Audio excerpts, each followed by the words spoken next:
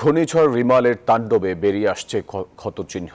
কদিন বাদেই যে সবজি বাজারে ওঠার কথা তা এখন পানির নিচে। কৃষকরা বলছেন ফসলি জমি ডুবে যাওয়ায় লোকসানের পাল্লা ভারী হবে। মাছের ঘের ভেসে যাওয়ায় মৎস্যজীবীদের কপালেও দুশ্চিন্তার ভাঁজ।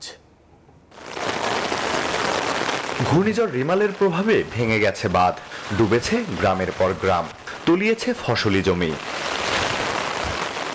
অতিবৃষ্টিতে সবচেয়ে বেশি ক্ষতিগ্রস্ত হয়েছেন উপকূলের কৃষকরা। লবণ পানিতে ফসলের মাঠ, গ্রীষ্মকালীন সবজি ক্ষেত পানিতে তলিয়ে গেছে। তাতে এখনো যদি মেরামত না হয়, আমাদের গ্রামবাসী ছেলে মেয়ে, গরু বাছুর গবাদি পশু কিচ্ছু আমাদের থাকবে না। কৃষকরা জানান উৎপাদিত প্রায় সব সবজি বিক্রির উপযোগী ছিল, কিন্তু লবণ পানিতে লাখ লাখ সবজির ক্ষতিতে ভারী হবে লোকসানের পাল্লা। ভেন্ডি আলু যা ছিল আমাদের সব শেষ হয়ে গেছে, আর ক্ষেত কামারি যা ছিল সব শেষ হয়ে গেছে, আর কিচ্ছু নেই। এই ফসল লবণ পানিতে সব তলায় গেছে। আমার নিজেরই প্রায় 5 লাখ টাকার ক্ষতি হয়েছে। শুধু ফসলি জমি নয়, ভেসে গেছে মাছের ঘেরও। এই ক্ষতি কিভাবে পুষিয়ে উঠবেন তা নিয়ে দিশেহারা মৎস্যজীবীরা। ভেড়ি ভেঙে গিয়ে মনে করেন যে অনেকের অনেক ক্ষয়ক্ষতি হয়ে গেছে।